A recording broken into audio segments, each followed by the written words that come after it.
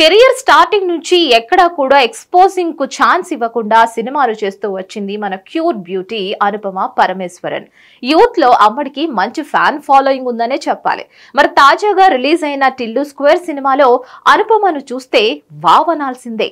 ఇప్పటి వరకు చూసింది చాలు, ఇక నుంచి కొత్త అనుపమను చూస్తారని ఎప్పుడో యూటర్న్ తీసుకుంది Malayala beauty Anupama Parameswaran. Rowdy boys సినిమాలోనే లిప్ లాక్ సీన్లలో నటించి షాక్ ఇచ్చింది. అప్పుడే అనుపమ కిస్సింగ్ సీన్లపై హర్ట్ అయ్యారు కుర్రాళ్ళు. ఒక్కసారిగా అలాంటి సీన్లో అనుపమను చూసి తట్టుకోలేకపోయారు. ఇక ఇప్పుడు అది జస్ట్ శాంపుల్ మాత్రమే, అసలు కథ టిల్లు స్క్వేర్ లో చూడండి అని లిల్లీగా ఆడియన్స్ ముందుకు వచ్చేసింది అమ్మడు. టిల్లు స్క్వేర్ సినిమాలో అనుపమ అందానికి క్లీన్ బౌల్ అవుతున్నారు కుర్రాళ్ళు. లిప్ లాక్ మాత్రమే కాదు, కాస్త గ్లామర్ డోస్ కూడా పెంచేసింది అను. ప్రస్తుతం టిల్లు స్క్వేర్ కు సంబంధించిన lip lock scenes, Anupama glamour scenes social మీడియాలో ఓ రేంజ్ లో ట్రెండ్ అవుతున్నాయి. ఖచ్చితంగా ఇక్కడ నుంచి కొత్త అనుపమ పరమేశ్వర్ ను చూడబోతున్నామని కూడా చెప్పొచ్చు. ఛాన్స్ రావాలే కానీ అప్కమింగ్ ఫిల్మ్స్ లో అనుపమ మరింత రెచ్చిపోవడం అయితే గ్యారంటీ అని చెప్పడంలో ఎలాంటి డౌట్స్ అక్కర్లేదు.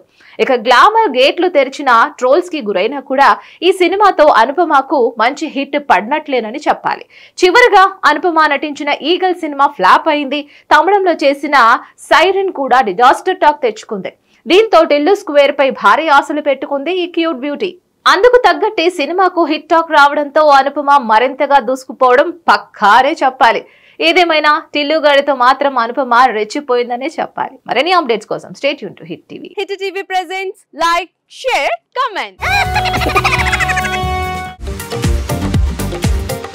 టీవీ వాళ్ళకు కూడా నేను ఒక సర్ప్రైజ్ ఇద్దాం అనుకుంటున్నాను. మీరు మాత్రమే జెస్సీ ఎందుకు అయ్యారు? ఇలాంటి అమ్మాయిలకి పిలవడానికి బాగుంటుంది.